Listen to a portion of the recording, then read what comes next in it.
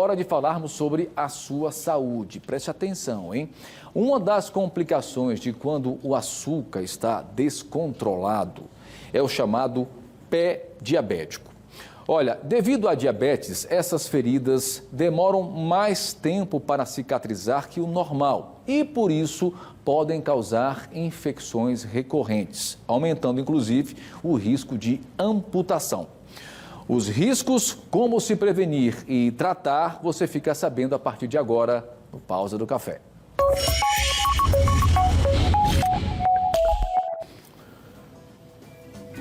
Pois é, e hoje quem vai nos ajudar é o geriatra, é o nosso querido amigo Alexandre Brito. Doutor Alexandre, muito bom dia mais uma vez pela internet, bem-vindo ao BG.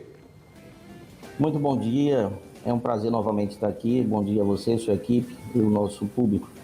Doutor Alexandre, o famoso pé diabético, infelizmente, é mais comum do que se imagina e é mais uma das duras consequências, reflexos de um açúcar descontrolado, né? Como é que a gente pode começar a prevenir tudo isso?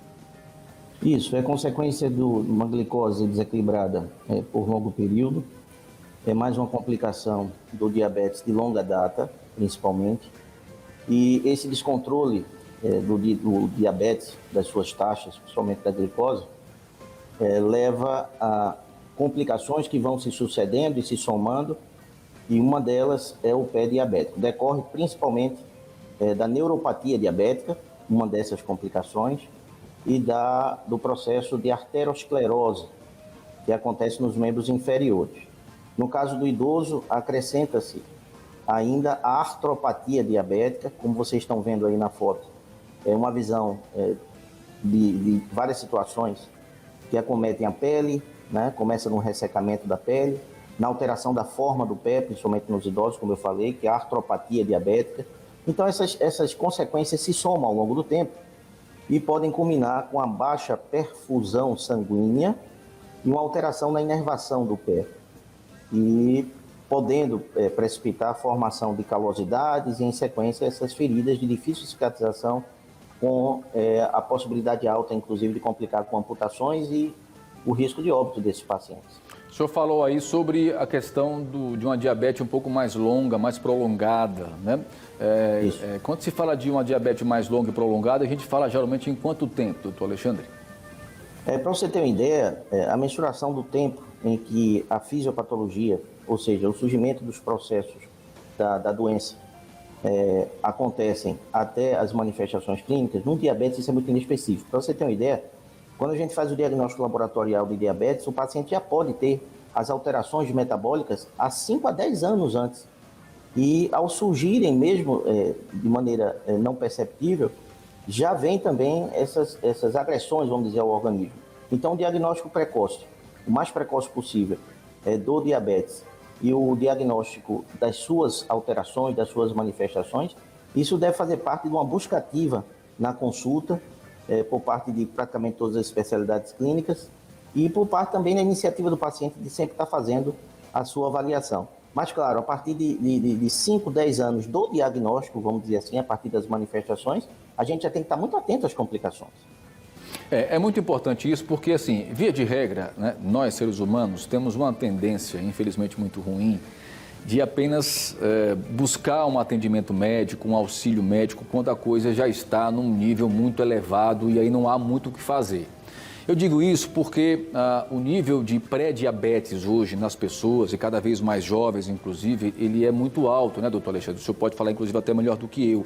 E aí, muitas vezes, isso é deixado de lado. Não, que nada, é um pré-diabético, apareceu. Não, basta eu diminuir um pouquinho aqui o carboidrato, o açúcar, tal, isso vai resolver com atividade física, mas nem sempre isso acontece. Então, chegar ao ponto de você ter um pé diabético e chegar até, inclusive, até a possibilidade de amputação, é um reflexo extremo, mas que começou lá atrás. Por isso essa importância do diagnóstico precoce e da prevenção. O senhor concorda comigo? Claro, perfeitamente.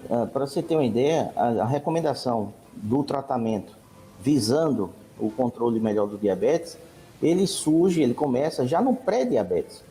A gente vê com muita frequência pacientes com pré-diabetes sem tratar. Nós tratamos já a partir da identificação do pré-diabetes. Porque a partir do momento em que a gente identifica um pré-diabetes, que não é o diabetes propriamente dito, mas já tem características daquelas alterações que eu falei que não são muito perceptíveis. Sim. Com esse tratamento a gente previne que o diabetes venha a acontecer, a gente faz com que isso seja protelado, né? E a gente vai protegendo o paciente para que quando o diabetes vier a acontecer, esse paciente está em melhores condições. Especificamente em relação ao pré-diabetes, para você ter uma ideia, em 2013, né, existe um dado alarmante que a cada 20 segundos uma pessoa no mundo estava sendo amputada.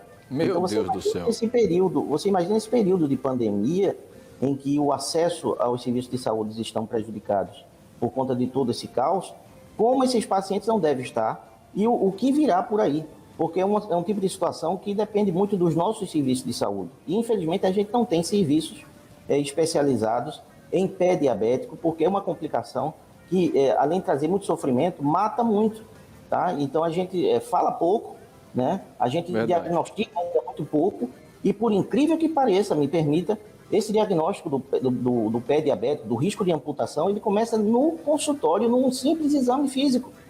Então, num simples exame físico, dentro da boa prática, clássica prática da medicina, de olhar o pé do paciente, fazer um exame com diapasão, que é um instrumento secular da medicina, a gente vê se a sensibilidade vibratória do pé do paciente, da pele do paciente, se essa sensibilidade está prejudicada. Se o paciente não sentir adequadamente a vibração ao toque do diapasão, a gente já pode dizer que esse paciente tem risco de desenvolver, no futuro próximo, o pé diabético e tem risco de amputação.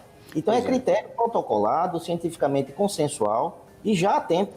Então, vai aí também esse comentário do lado de cá da nossa parte. Sem dúvida alguma, acho que vale tanto para o paciente como também para toda a comunidade médica, né? E é importante buscar realmente um auxílio profissional, um auxílio médico para o quanto antes melhor tratar a diabetes, que muitos, inclusive, só para a gente terminar, doutor Alexandre, consideram a diabetes também como uma outra pandemia que já existe no país há bastante tempo, inclusive, né? E com poucos investimentos, né?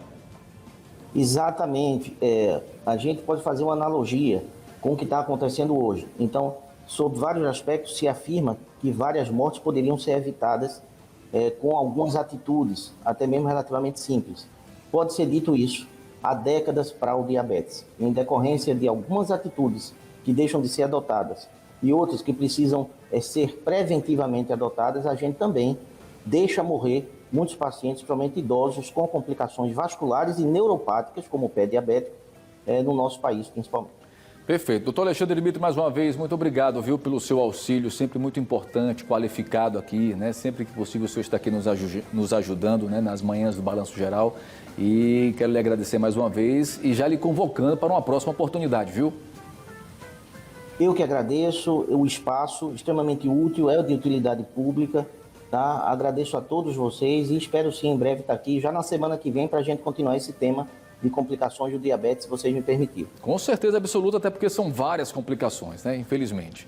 Obrigado, doutor Alexandre Brito, conosco, sempre nos auxiliando, qualificando essa informação e chamando a atenção, sobretudo, para que você se cuide, tá? A prevenção sempre é o melhor, tá? Depois vai só remediar e, infelizmente, né, correr atrás de um prejuízo que muitas vezes não tem mais jeito.